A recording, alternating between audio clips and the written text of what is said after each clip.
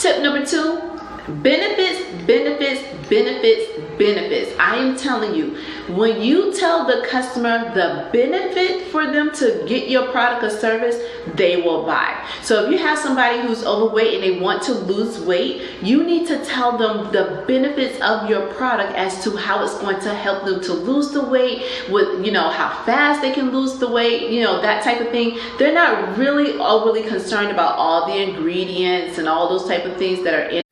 Hey family, it's Patrice with Absolutely It's Yours. Welcome back to my channel, a place for entrepreneurs where they can come to be inspired, motivated, and encouraged through faith and still getting the tips and tools you need.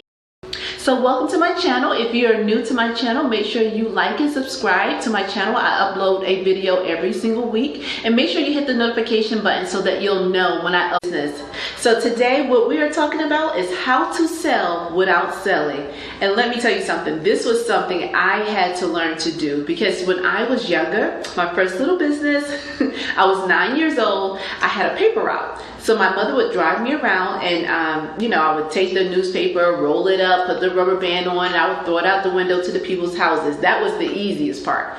The other part that I didn't like was when it was time to go and collect the money, because this is back in the day. It wasn't the online pay for your newspaper or anything like that. So I would have to go to the people's houses, collect the money, and you know, things like that. And I would make about $100 in tips. Now, as a 9-year-old, that's a lot of money.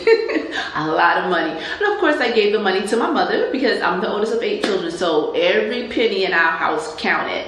But it was nerve-wracking because, you know, I had to go up to these people's houses I did not know initially, you know, when I first started, and ask them for money. Now, it was a given in my head that they should pay for it because it was a service that they were receiving, but it's a different thing to actually ask them for the money. But then when I saw how nice the people were, it's, you know, they're always nice to the little kids, and then they would tip me, I was like, oh, this isn't so bad. But then when my mother was like, you know, you should be in sales, I was like, lady, don't nobody want to sell nothing. I'm not selling anything to anybody, anywhere, anytime. So don't come talk to me about it. Then over the years, she will always say that you'll be good in sales. I'm like, no, I will not. I don't want to do that. I'm going to get me a corporate job, sit behind somebody's desk, and make my money that way. But it ended up that I'm in sales now. That isn't something that, you know, I always wanted to do, but it's just kind of how it went.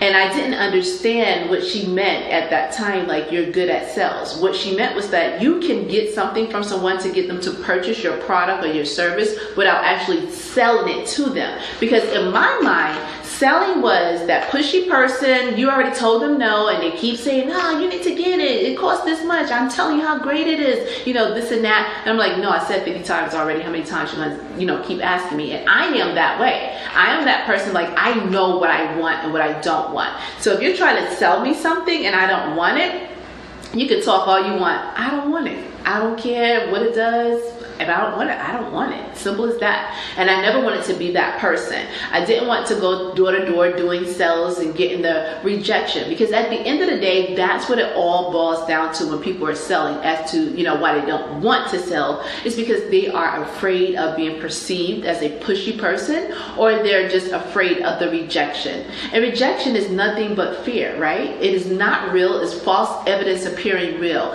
You're fearing something that hadn't even happened yet. So, you know, everything that I do, I try to always do it in my faith. You know, I always want to make sure it makes sense, you know, according to the word of God. So I want to read you this scripture, right? It's from 2 Timothy, it's 1:7. It says, for God hath not given us the spirit of fear, but of power and of love and of a sound mind. Okay, let me read that again.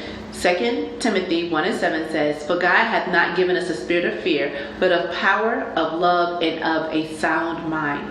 So God didn't give us the spirit of fear. That's something that, you know, the world has given us, right? And Philippians 4:13 says, I can do all things through Christ who strengthens me. I was like, what? The first time I read that, you know, as an adult understanding it, because you know how you hear scripture throughout the years as a child, you hear older people saying it, but it just doesn't resonate with you. But then when it does resonate with you, you're like, wait a minute, that's me. I can do all things through Christ who strengthens me, and God has not given me a spirit of fear, watch out, I'm about to come sell y'all something. I don't care how many times you tell me no, I'm about to come tell you something. But you know, salespeople make the most money because it is a profession where people are going to tell you no. So I want to give you some tips and tools to help you to sell your product or service without you actually being the salesperson. So the first tip I want you to take away is, one, don't take it so personal, okay? It is not about you. They are not telling you, the individual, no. They're actually just saying no to the product or the service at that time. They just don't need it or they don't want it. Simple as that. Don't get so emotionally attached to it, right? So even like for yourself, when someone offers you something, like I just said, for me, when I say no, I say no. That's it. I have no personal attachment to it. So when you tell someone no for something that you don't want, you don't get all emotional about it. You don't feel the rejection. You shouldn't feel that way on the opposite end either. So one, like I said, don't get so emotionally attached to the yes or the no. Don't have an investment in that. Have the investment on delivering your best service, right? So if you're going to talk about a product, talk about that product to the fullest. Give it your best. But once you're done and you know you've done all you can do, let it go. Don't worry about the ones that say no. That's something my mother used to tell me all the time when I was younger about selling. Don't worry about the ones that say no. Only worry about the ones that say yes, because those are the ones who are going to pay for your service. Never overly consume yourself with the ones that say no. And once you do it so much, you forget about the people who said no to you. You don't even remember them, and you're kind of glad. I know for me, if I'm calling and following up with a potential lead or a client, and it's not that, you know, like one that I just dying to have. I don't have any clients or customers. I'm like, oh my God, if I don't have them, I'm going to die. No, God has provided everything that I needed for myself. So if tip number 2, benefits. I am telling you, when you tell the customer the benefit for them to get your product or service, they will buy. So if you have somebody who's overweight and they want to lose weight, you need to tell them the benefits of your product as to how it's going to help them to lose the weight, with, you know, how fast they can lose the weight, you know, that type of thing. They're not really overly concerned about all the ingredients and all those type of things that are in.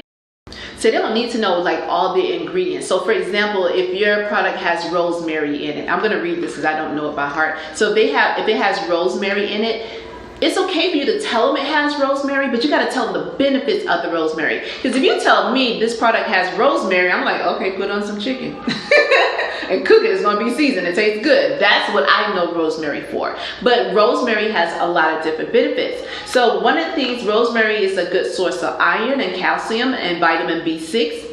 It's traditionally used for to help alleviate muscle pain, improve memory, boost the immune and circulatory system, and promote hair growth. You have to tell them that. You have to tell them the benefit of that particular ingredient if you want to run down the ingredients. But for me, I don't really want to know all the ingredients. I just kind of need to know, like, okay, certain ones I'm not going to take because they're not good for my health overall.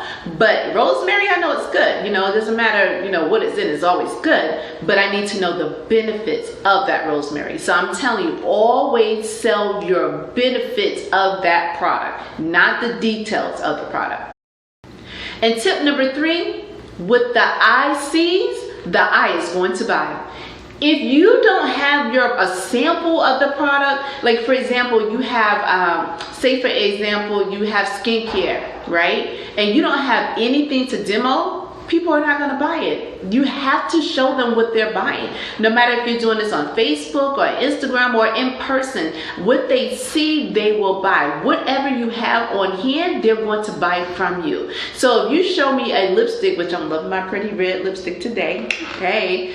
But if you say, oh, this red lipstick has, you know, all this stuff in it, it makes your lips feel silky smooth, you can tell me all of that. I need to see it. Let me see what that red looks like. Because red, you can have a brown tone red, you can have a high red, a bright red, you can have an orange color red. What kind of red is it? Let me see how it looks on me, right? So you want to have samples of your product. If you don't have samples, you want to have the full size sample of the full size of your product to demo to different people. So whatever they see, whatever they can touch, they can smell, they can taste, they are going to buy, because we buy by our senses, how it makes us feel, how, you know, it tastes to me. Like, I'm a person, I love good food.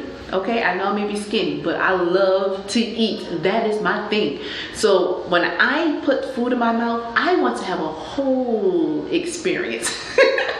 I do. And there's nothing worse for me to buy something and I don't care if it costs me $5. If I don't like the way it tastes, I'm annoyed. I am so annoyed. So you know, but then I know that, hey, I wasn't able to test it before I bought it. Had I been able to test, you know, that product or taste that chicken or whatever it is that I ate before I bought it, I would have never gotten it. I would never recommend it to anybody else either. So I want you to get out of your head and stop overthinking the process of it all as far as selling. You know, if you don't ask for the sale, you have a no anyway. It's already a no. You didn't get any new business. You may as well ask for the sale and look for the yes, right? So stop overthinking the process and get out there and sell something. Well, until the next time, I'll talk to you later. Bye-bye.